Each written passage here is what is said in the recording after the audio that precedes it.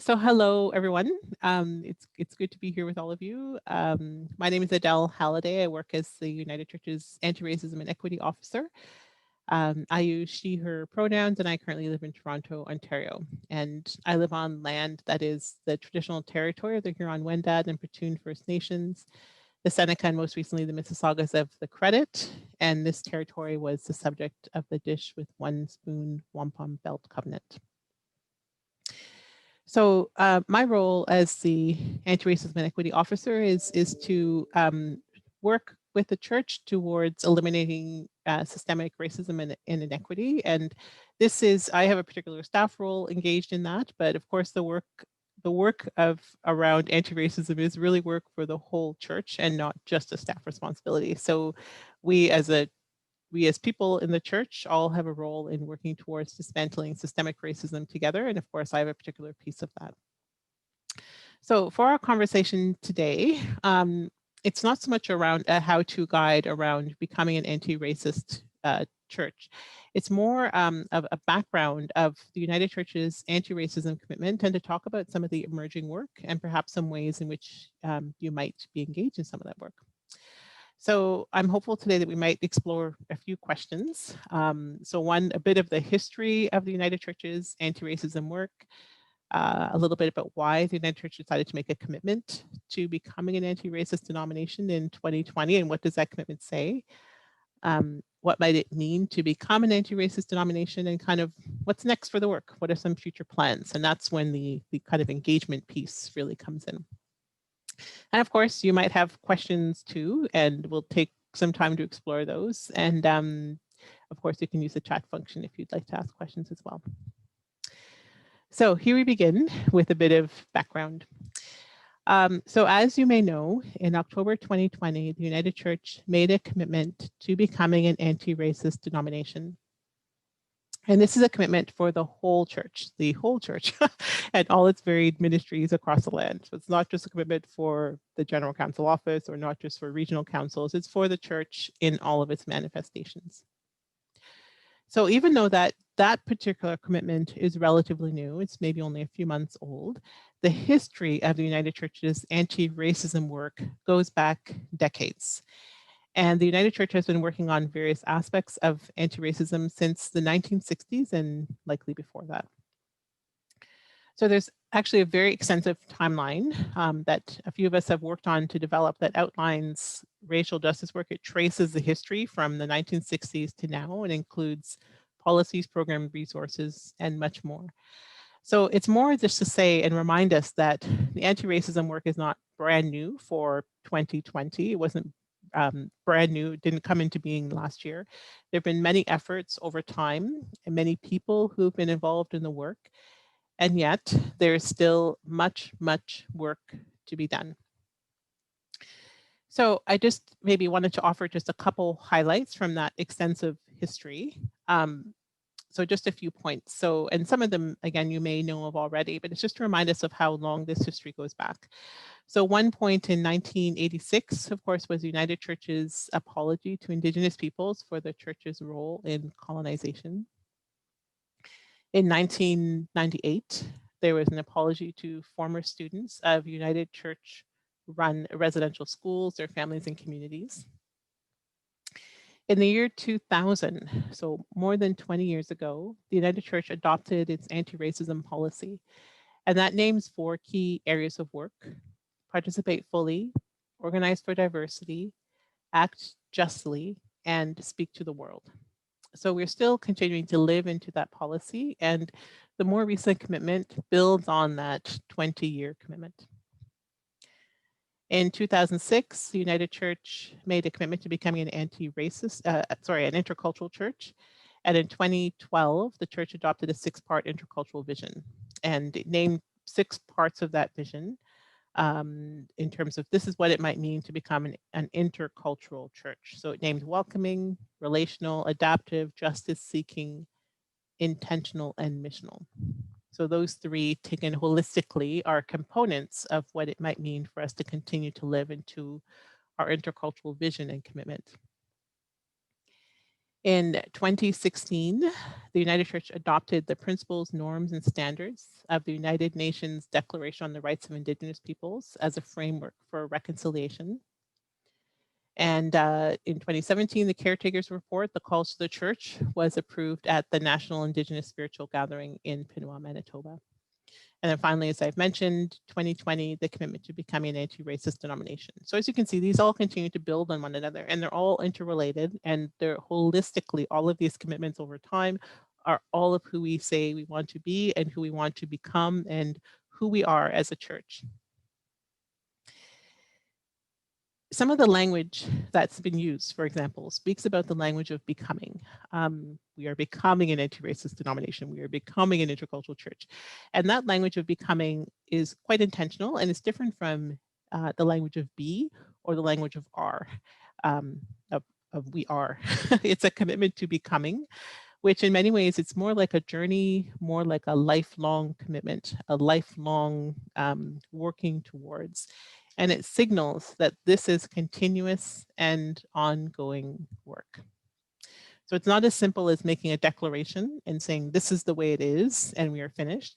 Rather, it's more making, this is a commitment to who we want to become. So let's get to work in working together, working all of us to help make this, this commitment to come into being, to help make the commitment continue to come alive. So I'll offer a few more notes, and we'll look at the equipment itself and again, talk about kind of what's next. So as I mentioned, many of the commitments build on previous work. So for example, the calls to the church must be an integral part of what it means to be an anti-racist denomination. The intercultural work must be an integral part of what it means to be an anti-racist denomination. The work around Indigenous justice is engaged in this work. So this is again a holistic, how do we think about all of this holistically? I would also say that some of the anti-racism work for the church as a whole is being shaped in a way that is both intersectional and intercultural. Those are, what that basically means is that it's race-centered, but not race-exclusive. Does that make sense? So race-centered, but not necessarily race-exclusive. So it would try to take into consideration the intersections between, for example, racial identity and gender identity, or racial identity and sexual orientation, or racial identity and class.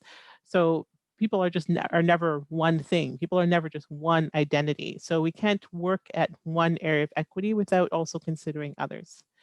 So again, race-centered, but not necessarily race-exclusive. So what has the United Church actually committed to do? So when we talk a little bit about the United Church's anti-racism work and its arc of history in a moment, we've talked about it. We've talked about that going. We talked about that earlier, how that work goes back several decades. And yet this past summer, so May, June, July, August, over those months, there was a recognition that there was something particular that was happening around anti-racism around the world, with global protests and activism and particular attention being paid to racial injustice. And people of the United Church also wanted to respond in some way. And so in June of 2020, there was a policy proposal that some people in the church had created to seek to be a proactive response to current events, and listed a series of actions and very specific ways that the church could respond to racial injustice. And then the most recent policy proposal that was passed in October 2020 was this broad prophetic statement, naming that the United Church would work towards becoming an anti-racist denomination. So this latest proposal from October 2020 says the following. So one, it makes a very clear statement committing the United Church of Canada to becoming an anti-racist denomination. Two, it empowers the General Secretary of the General Council to implement the necessary frameworks and strategic directions, including processes for involvement of the whole church to continue to live into the commitment.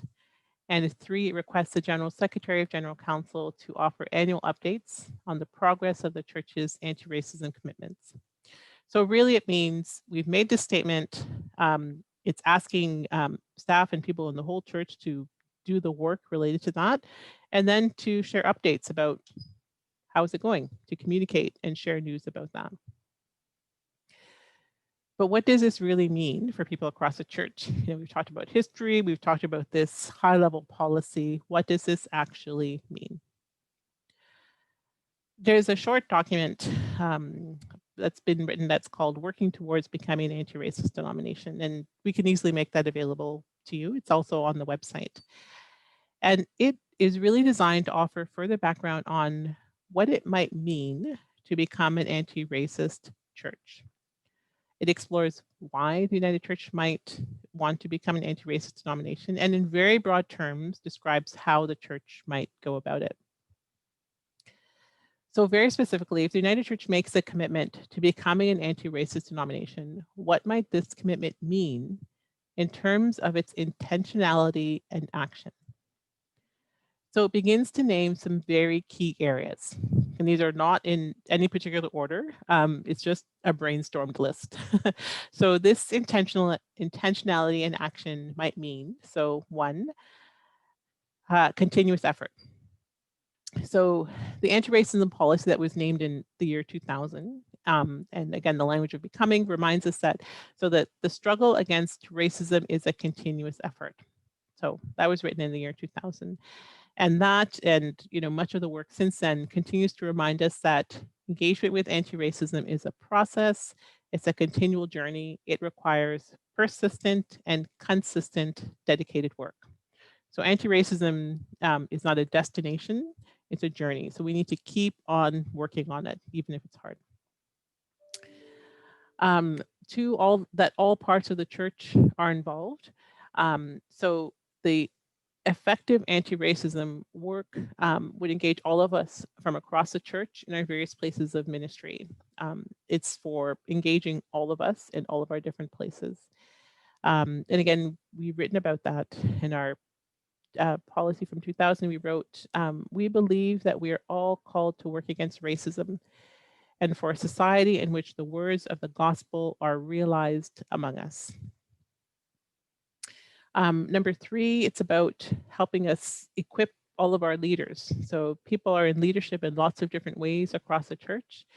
And anti-racism work means offering and engaging opportunities for ongoing education, and that that leaders will have the tools and resources needed to really effectively engage in anti-racism work. Another area is that we engage in anti-racist practices. So in some ways, this invites us to ask questions about how we are engaging in ministry, our ministry practice. And some of these practices might ask questions about, for example, how we pray and what we pray for, how we preach and what we preach about, how we read and interpret the scriptures, how we name and describe Jesus, what curriculum and Bible commentaries we use, and so on and so on. So it's really inviting us to consider, how does anti-racism work get lived out practically? What does it mean in practice? So yes, it's about structural change, but it's also about practically on the ground, how is the work practiced? Building on history, I've talked about history a fair bit. So again, recognizing it's not brand new for this year or for last year. So how do we continue to build on the good work that has happened and continue to further expand and deepen it? Another area is around theology.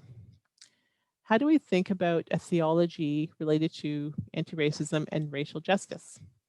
And this is a call to continue to reflect on theology.